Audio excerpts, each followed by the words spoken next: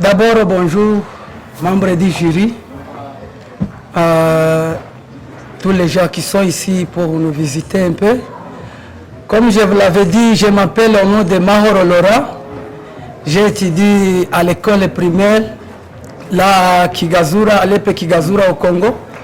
Et puis j'ai continué secondaire aussi au Rwanda, dans le groupe scolaire de Karambi. Et c'est là aussi j'ai continué aussi l'université, là où on appelle ILK, l'université libre de Kigali. C'est là aussi j'ai étudié. Je crois que ce n'est que ça. Et puis je peux continuer même aussi dans notre langue pour que beaucoup de gens puissent comprendre bien ce qu'on est en train de parler. Murakoze cyane nguko nabivuze amazina yaje mwayamenye nitwa Mahoro Laura kuba tumva igifaransa hanyuma ko ndiyamamariza ku mwanya w'ubu vice president w'urubyiruko rw'abanyamurenge. Et c'est là aussi à l'université aussi j'ai continué d'être ministre des jeunes garçons banyamulenge. Ni naho n'ubundi nakomeje nyobora urubyiruko rurenga 2,200 mbayobora mbigisha kuco bita ethical values indangagaciro na kirazira. Ninjira ku migabane imigambi. Icyambere icyo navuze nzokora ni iterambere ry'urubyiruko rirambye. Icyakabiri navuze ko hazobaho cyo bita capacity ya building kubijanye na mental process kubijanye n'urubyiruko ko rwakwibumbira hamwe kandi rukiga cyane. Icya gatatu ni gukorana n'abatabazi. Murabizi ko igihugu cyacu kiri enclave cyahuye n'intambara zitandukanye kandi tukaba turi mu mahanga. Mvuga ko urubyiruko tugerageza tuzarubumbire hamwe tunarukundisha igihugu kugira ngo n'umusanzu tuzaza tubona tubohereze ku batabazi bari ku gikorwa nyamukuru. Icya karindwi navuze ko ni ugukundisha urubyiruko igihugu. Icya munani ni ugushyiraho amatsinda yo kurebera hamwe bimwe n'ibindi bishobora gutuma twakwiteza imbere nk'urubyiruko rw'abanyamurenge. Iki cyenda navuze ko tugomba kwaguka mu buryo bwanduza bw'impano ziturimo. Dufite impano nyinshi ko nazo twazagura buri muntu wese ko turi urubyiruko akaba yavuga hanyuma tukazisangiza n'abandi bose. Icya munani ari nako icicumi hagomba kuba komisiyo y'urubyiruko mu buryo bw'abamwe batishoboye tukazamurana muri ubwo buryo kugira ngo dutere imbere nk'urubyiruko rw'abanyamurenge. Hanyuma ikindi navuze ko gushaka ukundi iwacu hoteli imbere mu buryo bwose nubwo turi mu mahanga arahanda ariko ntitwibagirwe iwacu murenge hatubyaye. Bikubiye mu ijambo rimwe turi team se cyangwa turi groupe bita ngo ni team changer ishinzwe gushira hamwe no kwagura umuryango wacu w'urubyiruko rw'abanyamurenge. Ndangiriza ku kintu kivuga ngo ko turagira ngo tubumbire hamwe bya nyuma urubyiruko rube new generation iri rooted in culture nyamurengizi. Tugomba kugira urubyiruko rushingiye imizi cyane ku ndangagaciro na kirazira za kinyamurenge arizo ethical values, kumenya buri kimwe n'ikindi nubwo turi mu mahanga tukacigisha barumuna bacu kugira ngo ejo wacu n'ubundi ntibagirane hakomeze habe heza.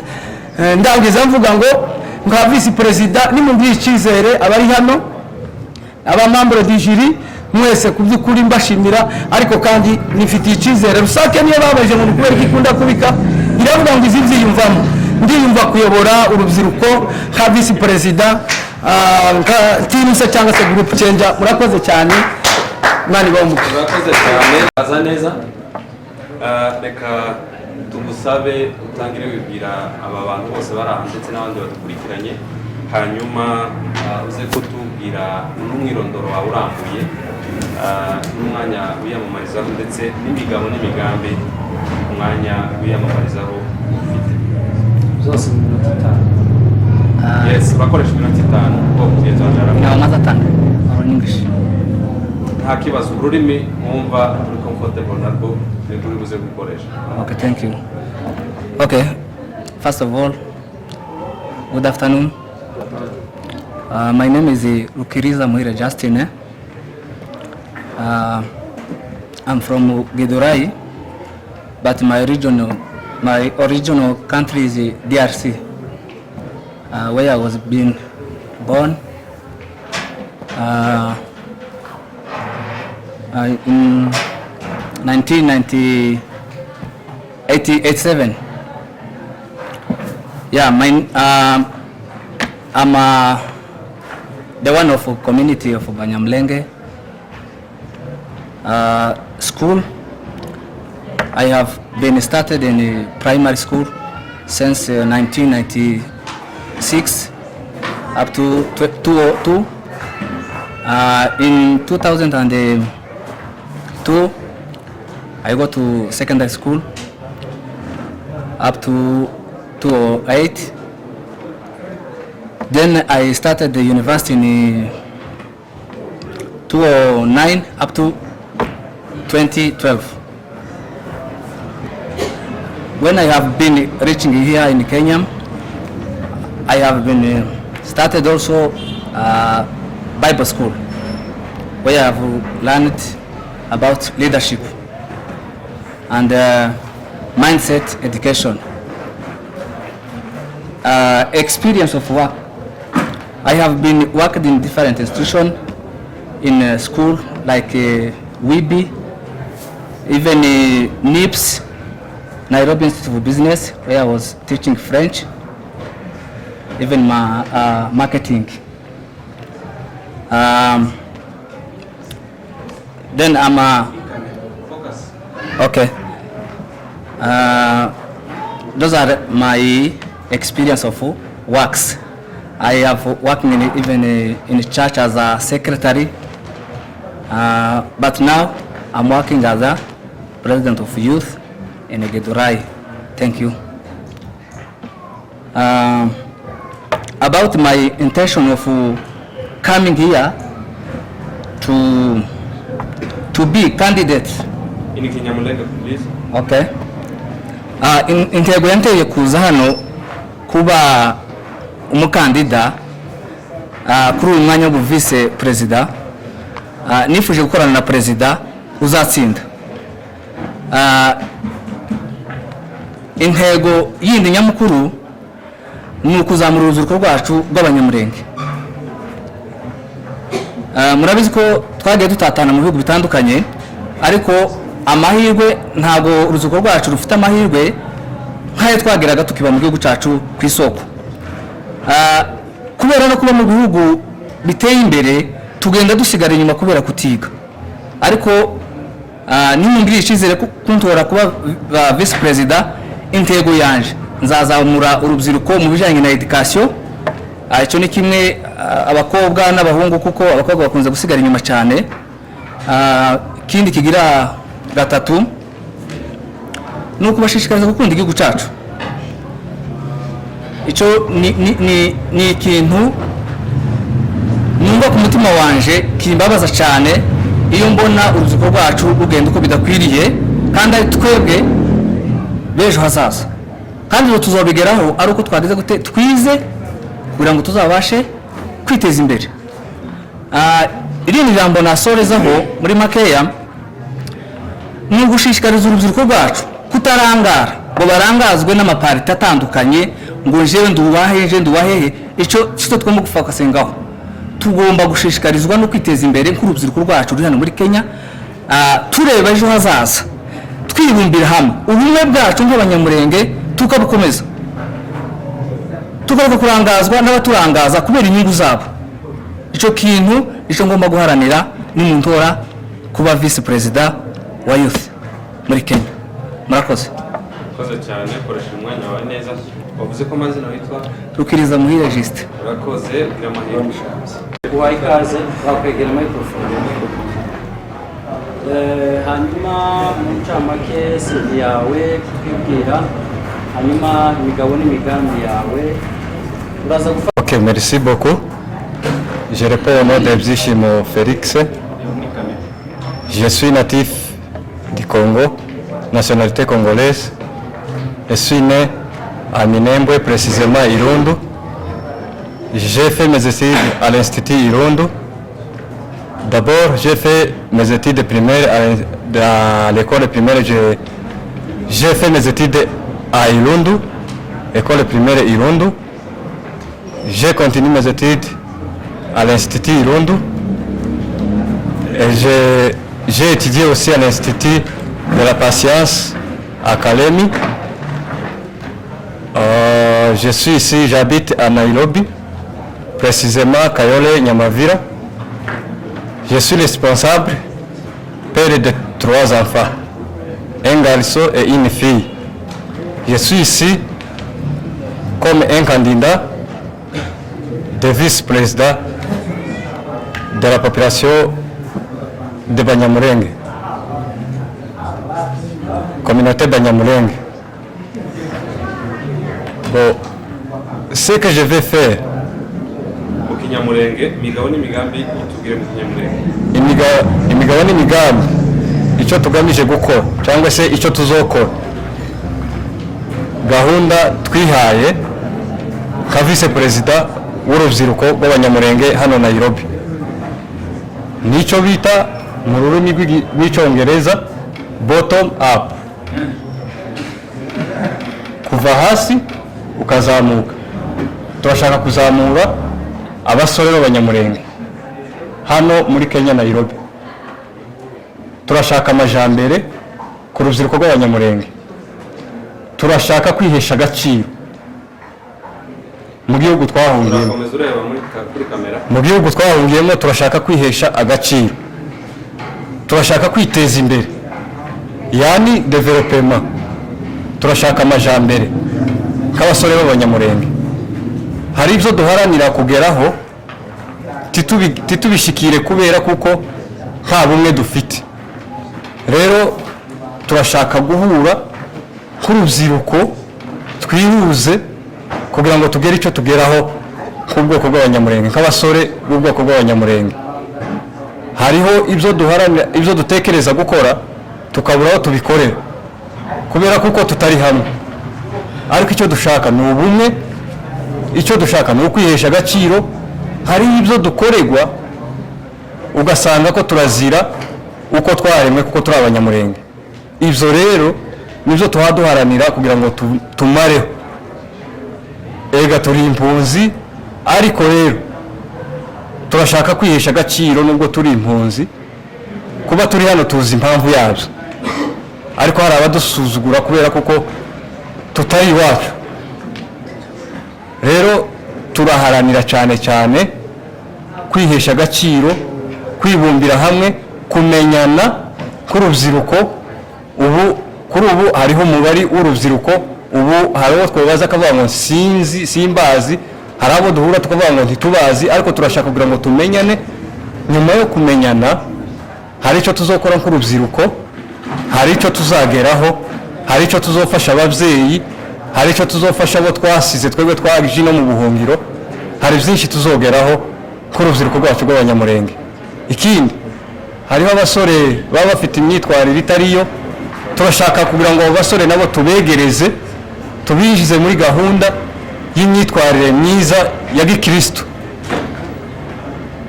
Impamvu wenda twiyamamaje kuri uyu mwanya w'ubuvise nuko tuzi neza kuko tubifitiyemo inararibonye. Hari aho twagiye tuyobora, hari aho twagiye tuyobora urubyiruko mu madepartement atandukanye, ariko ntabwo turayoborera en general urubyiruko rwose rw'abanyamurenge. Twayoboye urubyiruko rwo mu makanisa, twayoboye urubyiruko rw'abanyeshuri twiganye, n'ubu turayoboye. Rero turashaka kuyoborera ubwoko en general, abajene, abasore en general. Murakoze cyane, kandi icyo dukangurira urubyiruko ni ukudutora, mutugirire icyizere rwose. Ibyo mwifuza, ibyo dushoboye tuzabigeraho turi kumwe namwe, dufatikanyije namwe. Murakoze. Umwirondoro wawe, hanyuma uze kutubwira n'imigabo n'imigambi ufite mu buyobozi wifuza. Ndabikora muri rurimi ubwo wifuza, haba mu kinyamurenge, mu cyongereza, hanyuma igifaransa cyangwa icyongereza, ibindi ukabikora mu byose ni iminota itanu. Okay, thank you so much, everybody who is here.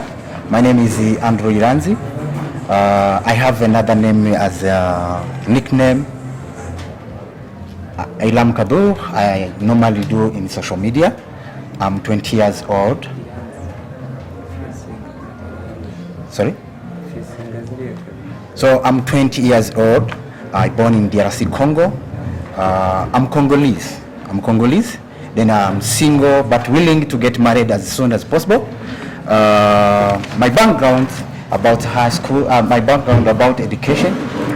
I have certificate in high school, not yet done my university studies.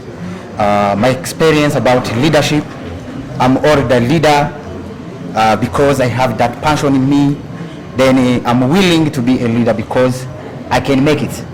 Actually, even now I'm a leader in primary Kiambu High School, primary Kiambu, in parent, I'm deputy of parent in Kiambu Primary School. Now I'm in the competition. I don't want to talk about my leadership experience. Because of the time. Now I'm in the competition of BANYAMULENGE youth election as a candidate of vice president, on the position of vice president.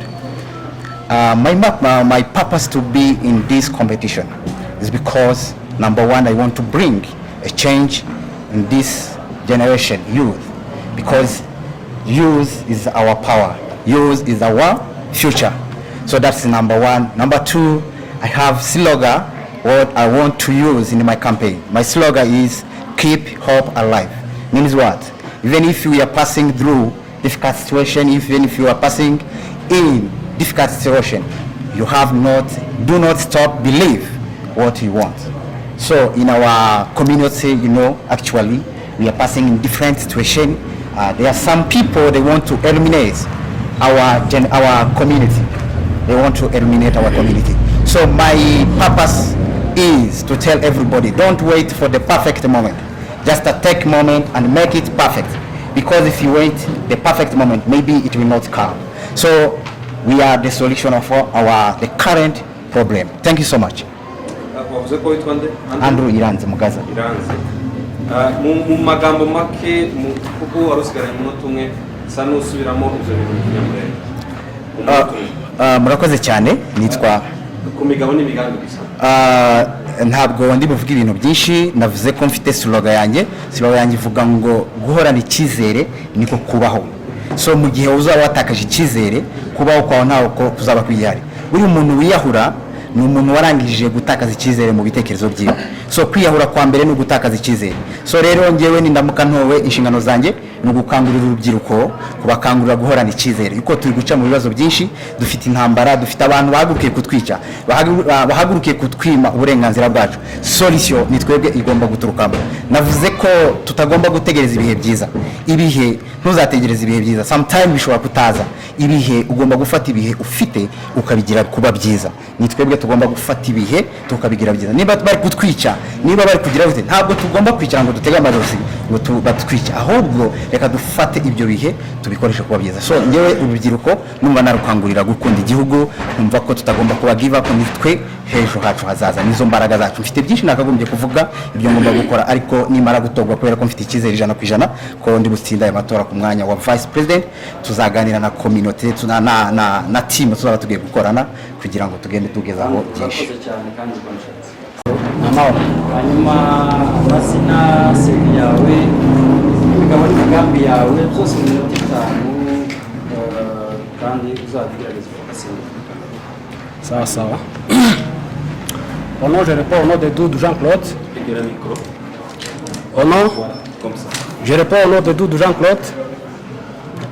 Je suis né à 1990 dans la province du Sud Kivu, en territoire de Vira. J'ai fait mes études primaires à l'EPKR. Mes études secondaires, je les fait au complexe scolaire Isoko de Minembwe. J'ai fait mes études universitaires.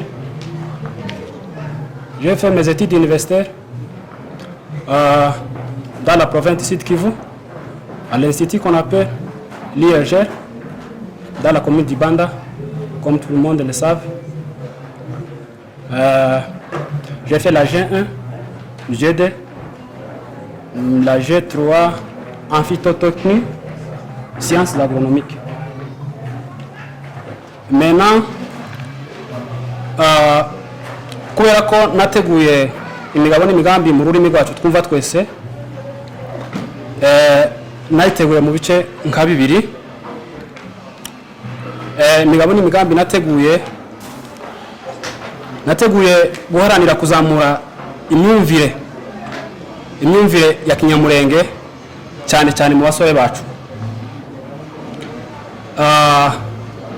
Nateguye kandi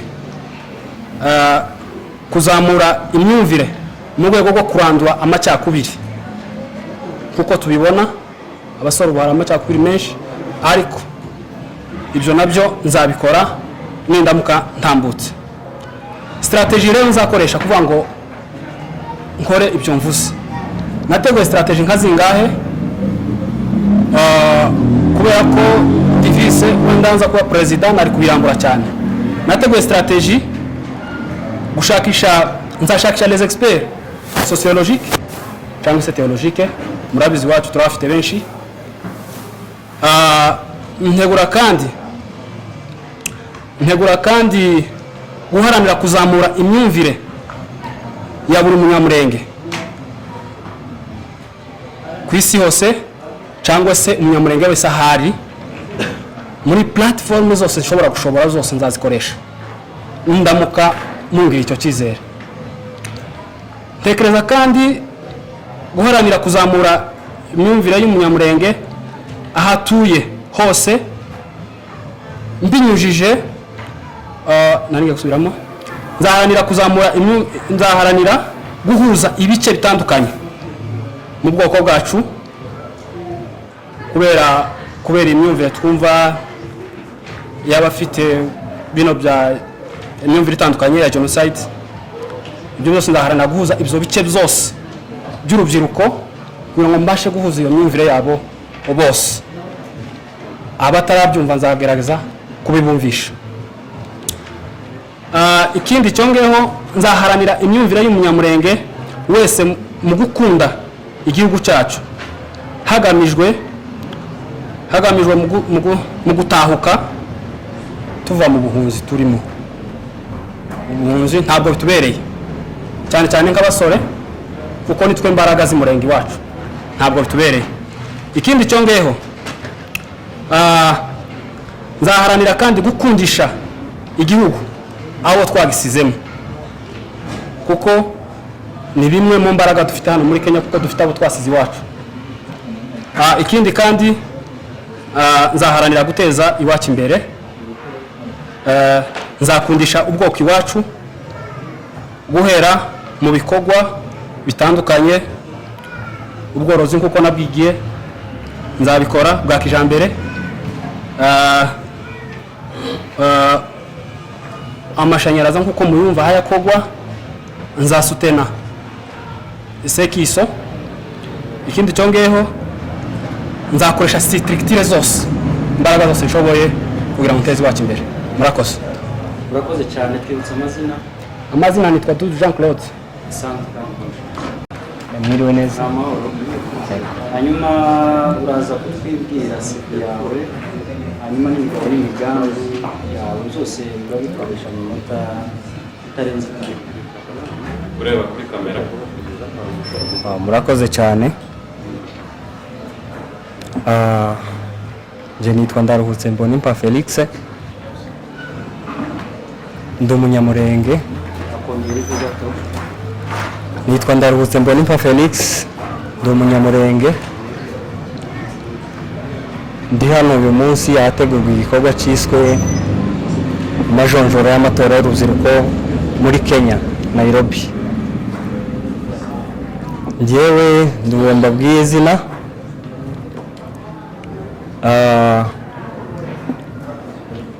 navutse tariki 27 z'ukwezi kwa 10 1900 1994 mvukira ahitwa ku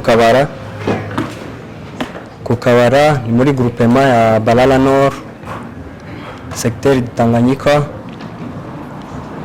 territoire de Fizi muri Sud Kivu. Ku Kabara nahigiye amashuri ya primaire secondaire nahigiye hatandukanye muri Uvira muri Mwenga hitwa Mibunda no muri Nord Kivu mu mujyi wa Goma. Kuri uyu munsi ndi hano kugira ngo nsaba amajwi y'abazantora kubera umuhamagaro nagize wo kwiyamamaza. Abazantora bose ndabasaba ko bazantora mungirire icyizere kuko niyumvishemo umutwaro wo kuyobora nka vice perezida, hazakorana na perezida uzatorwa twese tukuzuzanya n'indi komite yose.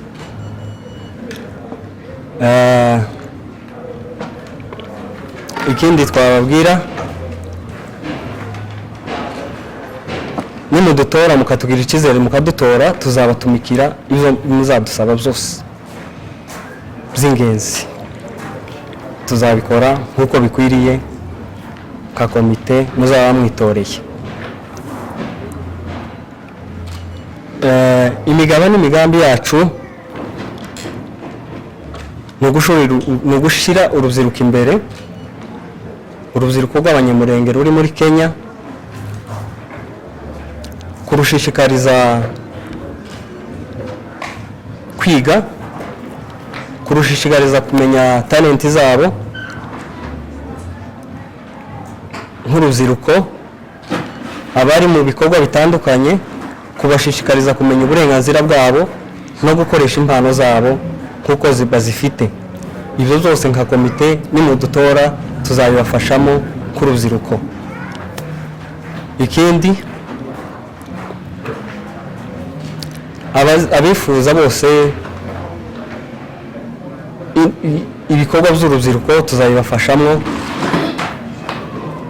nka komite y'urubyiruko muzaba mwitoreye. Murakoze cyane.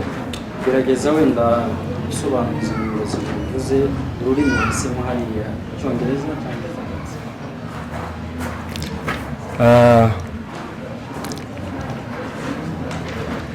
Je peux me dire en français ce que je veux dire à ce moment. Si vous nous votez au candidat vice-président auquel je suis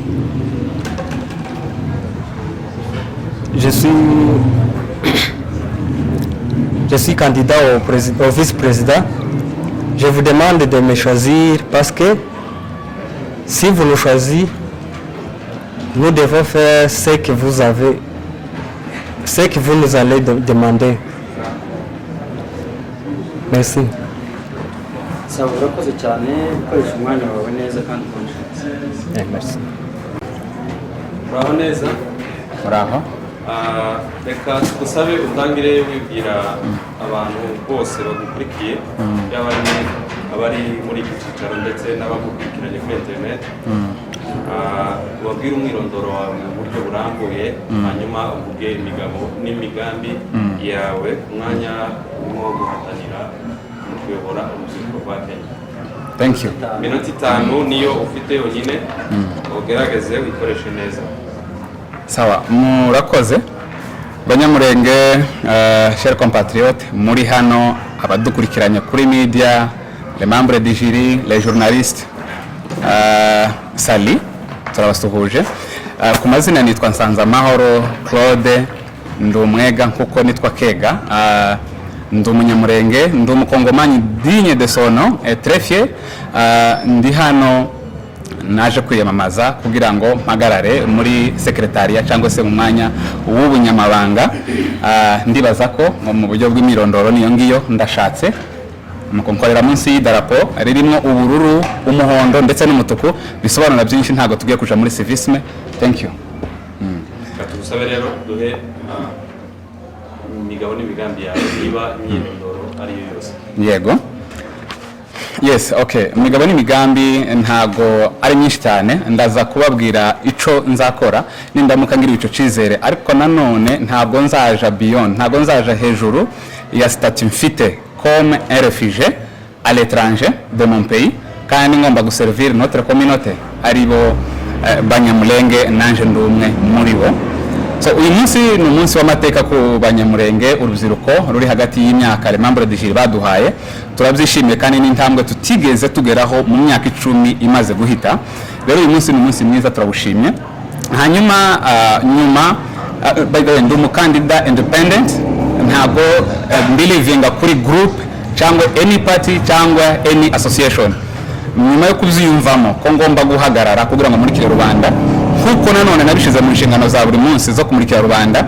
Murabizi hari platform yitwa Sultan Online TV, le meilleur cyangwa se the main point yatumye ibaho bwari ubuvugizi kwari guhagarira our community. Nanone ni nako nahisemo guhagarara kugira ngo murikire ubwoko nkuko bindi ku mutima. Nanone slogan yanjye iravuga ngo birashoboka kandi turashoboye nk'urubyiruko rwa Nairobi rwa Murenge ruri à l'étranger. Okay, hanyuma mu migabo n'imigambi cyangwa se cyo nifuza kuzagezaho communauté yanjye ntago ari nyinshi. Umwanya mfite ni umunyamabanga cyangwa se secrétaire, afite izo inshingano ziwe nk'umusekreteri. Ijambo rya mbere no gufasha timu yahiswemwo hejuru, nzakora inshingano zanje neza ku nyungu ya benshi kuko nanone nakomeje kuzishira imbere. Icyo ni icambere. Kigira kabiri, nzakora inyandiko zitandukanye zivuganira urubyiruko, zimenyekanisha ibikorwa by'urubyiruko ndetse n'ubwoko in general. Ntabwo hazaba gusa ari ku rwego rw'urubyiruko kuko dufite abasaza n'abagabo bari mu myaka y'urubyiruko. Izo ni inshingano nzaba mfite nka secretary cyangwa se nk'umunyamabanga. Nanone mu bindi bintu nindamuka ngiriwe kino cizere cyo guhagararira urubyiruko muri buno buryo, nzakora platform izisangaho urubyiruko rwose rwa Kenya ndetse rukaba ruzatanga imwe mu mirimo cyangwa se mu bikorwa ndetse n'inyandiko ivuganira ubwoko, ariko nanone isohotse mu izina rya communauté Banyamulenge ariyo Youth Kenya. Nanone muri iyo biro cyangwa se muri iyo administration izabiriho muri buhitemo mwebwe cyangwa n'abandi badukurikiranye. Nanone ntago nzayibaho nko kuyandikira ibyo yifuza cyangwa se n'imigambi yawe. Nanone ndiho nk'umu influencer kuko nabigize ku mutima nkanabishira imbere. Muri icyo gihe hari ibyo nza influencinga team iri butsinde, ntazi kuri none hari icyo nza influencinga nyuma yo kugera muri iyo administration. Komereze mu rurimi wahisemo hariya by'umwihariko. Ça ne dérange pas en français? Ça va. Ok, c'est mon numéro 1. Premièrement, je ferai l'influence.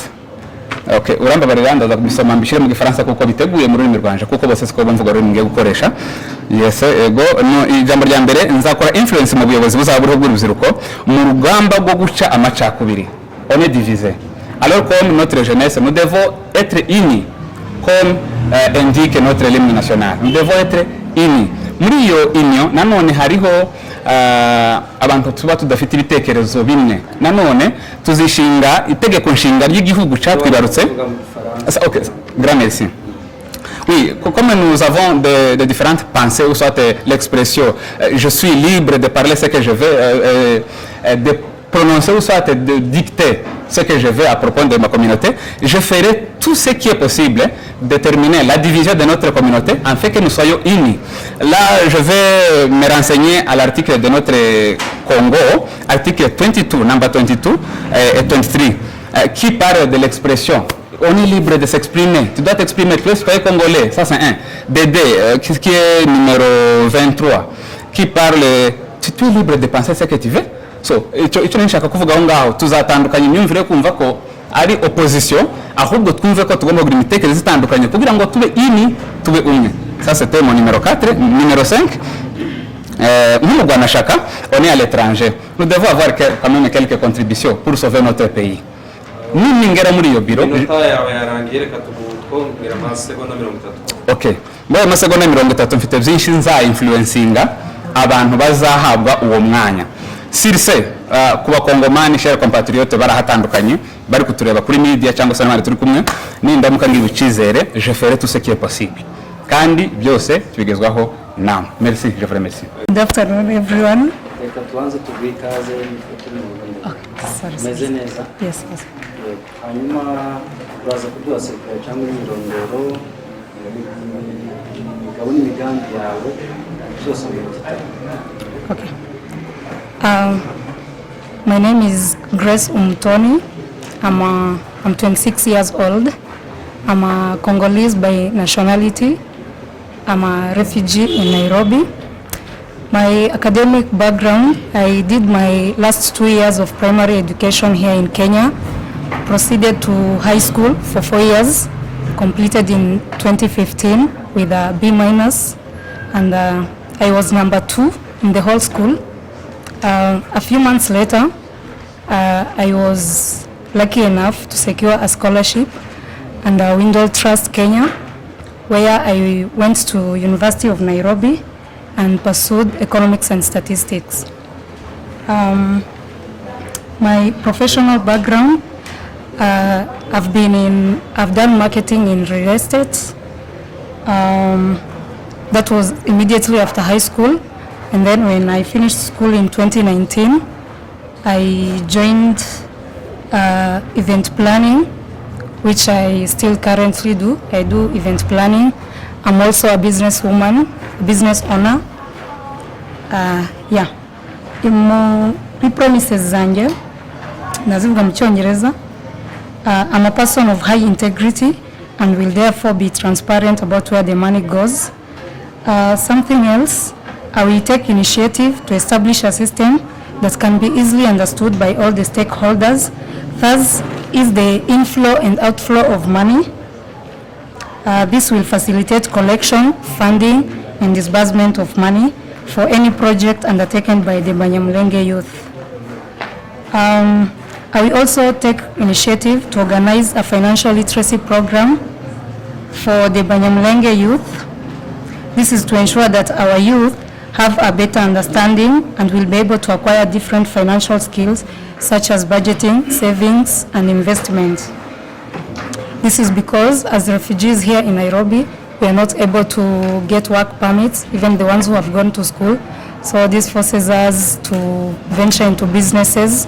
So acquiring these financial skills bizadufasha twese nk'abasore kugira ngo tubashe kwiteza imbere mu buryo bwa business. Something else, I will always take keen interest to know how and why the money is being spent, hence be able to share budget aspects when being asked.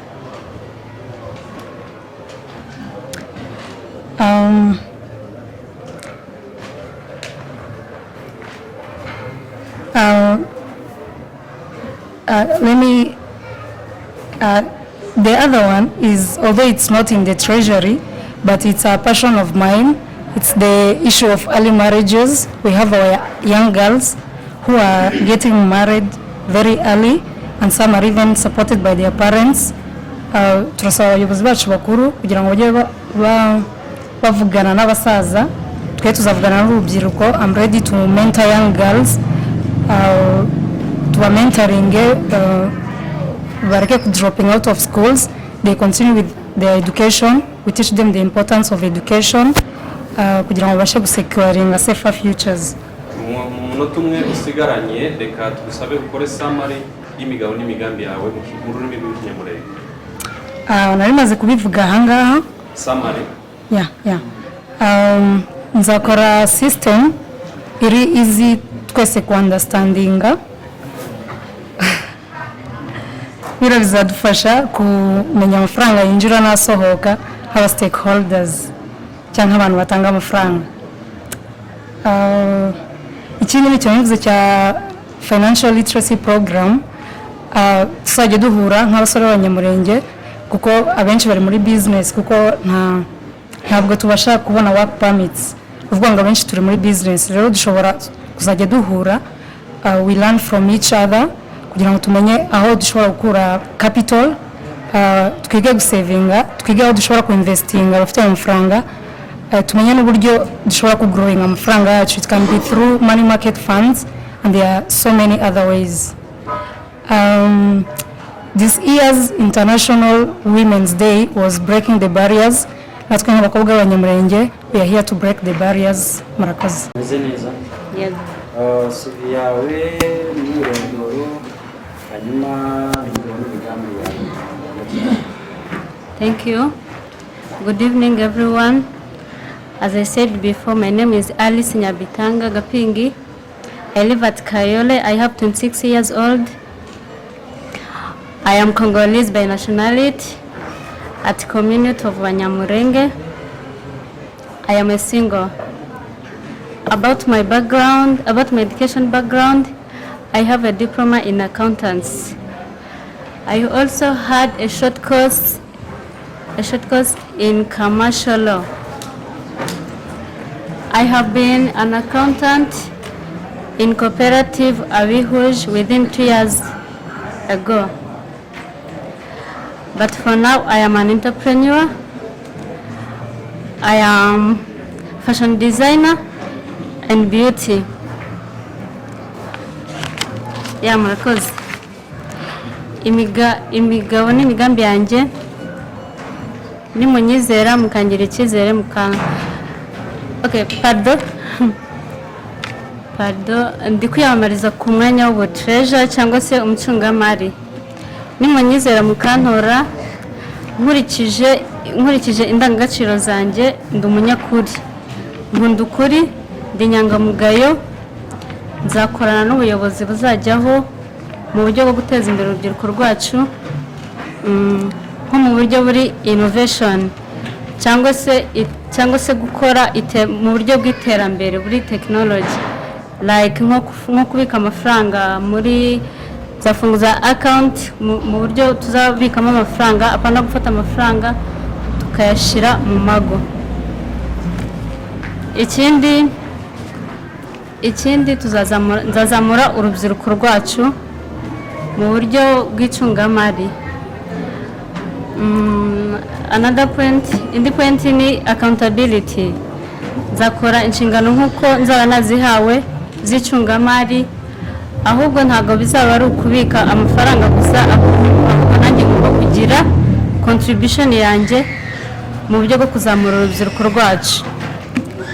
Ikindi tuzazamura impano z'urubyiruko rw'Abanyamulenge